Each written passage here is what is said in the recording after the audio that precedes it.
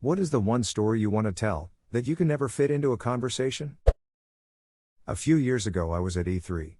I turned around a corner and walked into Hulk Hogan, bumping into him. He responded saying, "Pardon me, brother." Then we parted ways. Dude. Hulk Hogan acknowledged you as brother. You're a certified bro. And how do you not fit this into everyday conversations? Hey Pete, it's Bill's last day and we're heading out for lunch.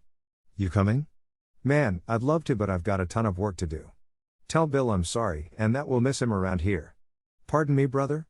I can't make it, sorry. Just too much stuff on the schedule. No, that's what Hulk Hogan said to me when I bumped into him at E3 a few years ago. Alright. Edit, maybe not. Personally, I think this is exactly how one slips in a Hogan. I might have met Christopher Walken while working at a fast food restaurant. This guy walks in that looks really familiar. I thought that maybe he came in a few days ago or something and that's why he looked familiar. I take his order and I ask for a name to put on the order. He chuckles and says Chris. Why did he chuckle? I didn't know at the time. It wasn't until a few days later where it hit me that the guy looked like Christopher Walken. He said his name was Chris, and the reason he chuckled was probably because I didn't realize he was Christopher Walken. I work at Walmart in NH. I met Luis Guzman, and I didn't realize who he was until I was in my car.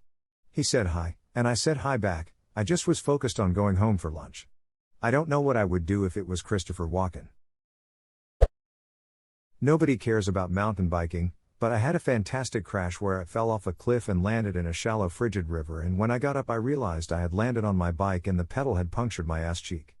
I walked in the river 2 kilometers back to the car, pushing my busted bike. The key fob was pooched from the water, so I had to use the key, but hands were too cold to work, so I started the car and drove with my elbows. Cell phone was wet, so I drove to the ranger station. Ranger station was closed for the season, so I tried my cell. Hands were so cold I used my tongue. It worked, but no reception. Kept driving, bleeding all over my car until I got to a gas station and had them call me an ambulance. The medic wondered why I loaded my bike into the car before getting help. Edit, considering everyone I know has avoided my biking stories for decades, I am very surprised I got gold. Thank you. One time I walked into a Home Depot and an employee there said hello and I just went, thanks. We looked at each other for a second or two and then he said, you want to try again? And I just kind of chuckled and scurried off. This haunts my every waking moment. Trust me, he of anyone understands automatically blurting out shit. Some days I would just malfunction completely with saying the wrong thing to almost every customer.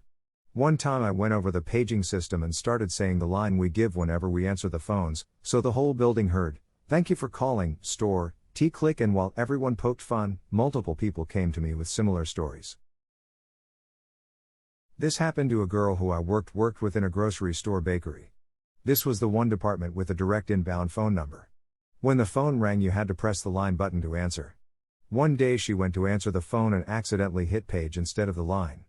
Across the whole store everyone heard, "Thank you for calling store name bakery." Oh shit. Immediately almost the entire store burst out in laughter. I was working in the back when she came running back, beet red in the face, almost in tears. We were all laughing so hard it hurt. I helped a little girl who got separated from her mother in a mall. Mom got on the escalator going down, with a stroller and their coats and bags, and the girl was scared of the escalator, so she steps back and is now at the top while mom is at the bottom and everyone's nervous. There are people behind me piling up but I ignore them. I put out my hand, point to mom, who we can see, and say we'll go down together. The girl won't speak any words and is clearly frightened but takes my hand. I say, "Okay, ready? 1, 2, 3 and step onto the escalator, but she doesn't move and I have to hop backward. I try one more time. No luck. I crouch down and ask, "Is it okay if I pick you up?" And she nods yes, so I repeat yet again, "Okay, I'm picking you up, I'll take you to your mom, okay?" The whole time I'm reminding her that mommy is right there and we're going to go to mommy. When I stood up to carry the girl down I heard a group of teenage girls let out a collective awe at the bottom. I pass her off to mom and kept on my way. As a single 35-year-old guy, the story is absolute gold with women, but there's never any reason to bring it up. I had a similar one at a hockey game. There was a line of like 30 people for the men's room and a 5-year-old who clearly was about to pee his pants. Mom was insisting he come to the ladies' room with her but he wasn't having it. I said, "Want me to walk him in?" And I took him by the shoulder and started shoving through, and he says I really have to go. So I picked him up by the armpits and yelled coming through, and then these 30 drunken hockey fans parted like the Red Sea. By the time I got to the urinal, the kid already had his dick out and was immediately peeing.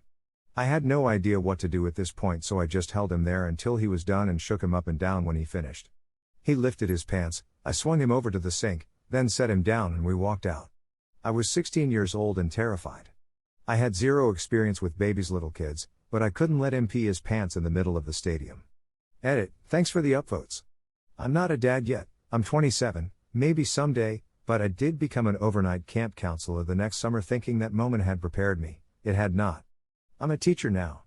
Thankfully I deal with far less bodily fluids with middle schoolers, but grossly more than you would think. I just held him there until he was done and shook him up and down when he finished. This is funny. I got done with my bartending shift in a college town over a summer, and headed over to my friend's house for after bar. Everything in this town was walking distance, and since it was summer it was fairly quiet night at around 4 a.m. as I'm walking home from the after bar by myself. Suddenly, a couple of guys come up behind me, completely wasted riding a tandem bike. These guys were barely keeping this thing on the street, when a car drove by, slowed down, and a girl from the back window of the car leans out and flashes her tits at them. The guys crashed their tandem bike into a curb in a fantastically comical way, and the car sped off. I miss small college town life. I've been drunk on a tandem pedal boat, never again.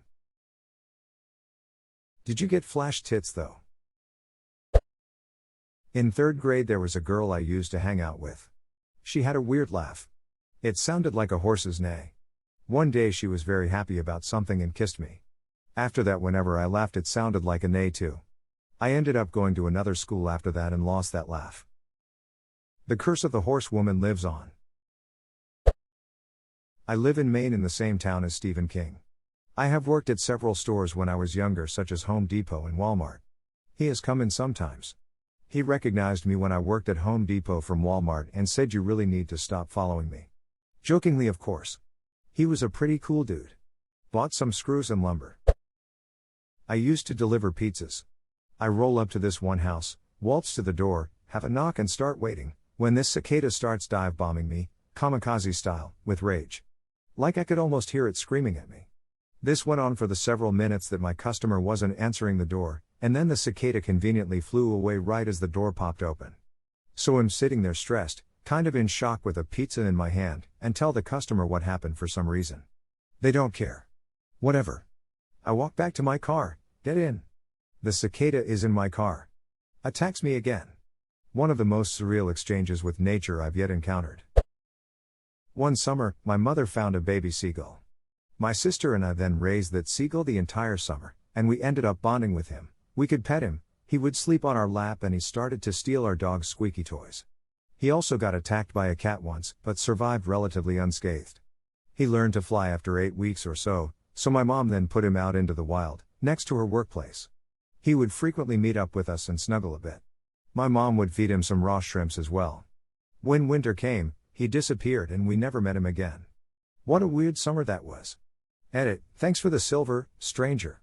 Here is a picture of the little guy, the last one I took of him, imgur.com. Edit 2, whoa, thanks for the gold. My first one. You guys are a good bunch of people, and I enjoy reading the answers below. I wish I had time to reply to everyone.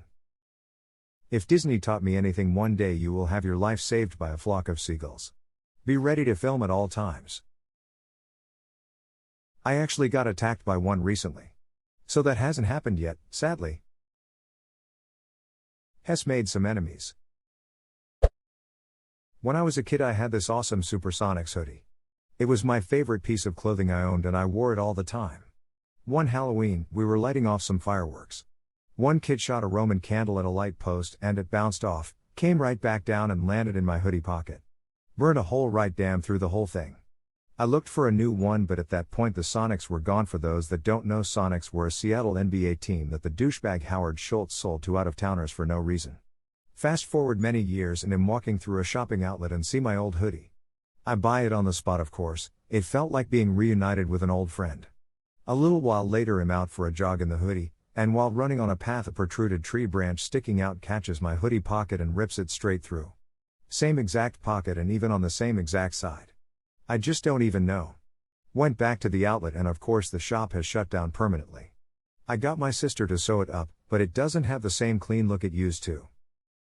This is some Final Destination shit. That pocket was never meant to live. It's weird, man. I can't even remember any other pieces of clothing getting wrecked, but this same hoodie had it happen twice.